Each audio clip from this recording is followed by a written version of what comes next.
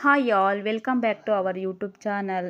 I hope ಎಲ್ಲ ಚೆನ್ನಾಗಿದ್ದೀರಾ ಅಂತ ತಿಳ್ಕೊಂಡು ನಾನು ಕೂಡ ಚೆನ್ನಾಗಿದ್ದೀನಿ ಅಂತ ಹೇಳ್ತಾ, ಇವತ್ತು ನಾನು ಒಂದೊಳ್ಳೆ ರೆಸಿಪಿಯೊಂದಿಗೆ ಬಂದಿದ್ದೀನಿ. ಈವ್ನಿಂಗ್ ಟೈಮಲ್ಲಿ ಸ್ನ್ಯಾಕ್ಸ್ ತಿನ್ನಬೇಕು ಅನಿಸ್ದಾಗ ನೀವಿಲ್ಲಿ ಆರಾಮಾಗಿ ಈಸಿಯಾಗಿ ಎಗ್ ಪಪ್ಸ್ನ ಮನೇಲೇ ಮಾಡಿಕೊಂಡು ಹೇಗೆ ತಿನ್ಬೋದು ಅಂತ ಹೇಳ್ತಾ ಇದ್ದೀನಿ. ಫಸ್ಟ್ ಇಲ್ಲಿ ಒಂದು ಚಪಾತಿ ಹಿಟ್ಟನ್ನ ರೆಡಿ ಮಾಡಿ ಇಟ್ಕೊಂಡು, ಚಪಾತಿನ ಹೇಗೆ ತೀಡ್ಕೊತೀವೋ ಹಾಗೆ ತೀಡಿಟ್ಕೊಬೇಕು. ಅದರೊಳಗಡೆ ಸ್ಟಿಫ್ ಮಾಡೋದಕ್ಕೆ ಮಸಾಲಾನ ಹೇಗೆ ಮಾಡೋದು ಅಂತ ನಾನಿಲ್ಲಿ ತೋರಿಸ್ತೀನಿ ಬನ್ನಿ. ಫಸ್ಟು ಒಂದು ಪ್ಯಾನ್ಗೆ ಸ್ವಲ್ಪ ಆಯಿಲ್ ಹಾಕ್ಕೊಂಡು ಸಾಸಿವೆ ಮತ್ತು ಜೀರಿಗೆ ಹಾಕ್ಕೊಂಡು ಅದನ್ನು ಫ್ರೈ ಮಾಡ್ಕೊಬೇಕು. ಹಾಗೆ ಒಂದು 3-4 ಈರುಳ್ಳಿನ ತೊಗೊಂಡಿದ್ದೀನಿ ಇಲ್ಲಿ ನಾನು. ಅದನ್ನು ಕಟ್ ಮಾಡಿ ಉದ್ದುದ ಕಟ್ ಮಾಡಿಕೊಂಡ್ರೆ ಚೆನ್ನಾಗಿರುತ್ತೆ. ಸೊ ನಾನು ಉದ್ದುದ ಕಟ್ ಮಾಡಿ ಇಟ್ಕೊಂಡಿದ್ದೀನಿ.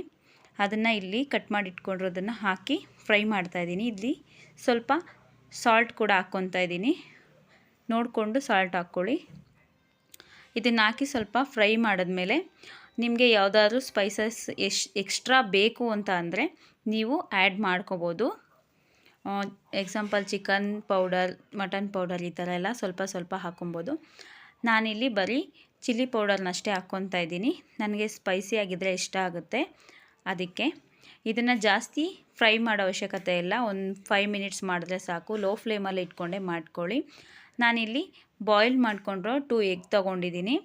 ಅದನ್ನು 4 ಪೀಸಸ್ ಆಗಿ ಕಟ್ ಮಾಡಿ ಇಟ್ಕೊಂಡು ನಾವು ರೆಡಿ ಮಾಡಿ ಇಟ್ಕೊಂಡಿರೋ ಚಪಾತಿ ಹಿಟ್ಟಿನ ಮೇಲೆ ಅದನ್ನು ಇಟ್ಟು ರೆಡಿಯಾಗಿರುವಂಥ ಮಸಾಲಾನ, ಈರುಳ್ಳಿ ಗೊಜ್ಜನ್ನ ಅದ್ರ ಮೇಲೆ ಹಾಕಿ ಅದನ್ನು ನೀಟಾಗಿ ಫೋಲ್ಡ್ ಮಾಡ್ಕೊಬೇಕು. ಫೋಲ್ಡ್ ಮಾಡೋವಾಗ ಎಲ್ಲೂ ಓಪನ್ ಇರಬಾರ್ದು. ಓಪನ್ ಇದ್ದರೆ ಆಯಿಲೆಲ್ಲ ಹಾಳಾಗುತ್ತೆ. ನೋಡಿಕೊಂಡು ಅದನ್ನು ಫೋಲ್ಡ್ ಮಾಡ್ಕೊಳ್ಳಿ. ಆಮೇಲೆ ಸ್ವಲ್ಪ ಬಾಣಲಿನಲ್ಲಿ ಎಣ್ಣೆ ಕಾಯೋದಕ್ಕೆ ಹಾಕಿದ್ದೀನಿ. ಎಣ್ಣೆ ಕಾದ್ಮೇಲೆ ಅದನ್ನು ನಿಧಾನಕ್ಕೆ ಒಂದೊಂದನ್ನೇ ಬಿಡಬೇಕು.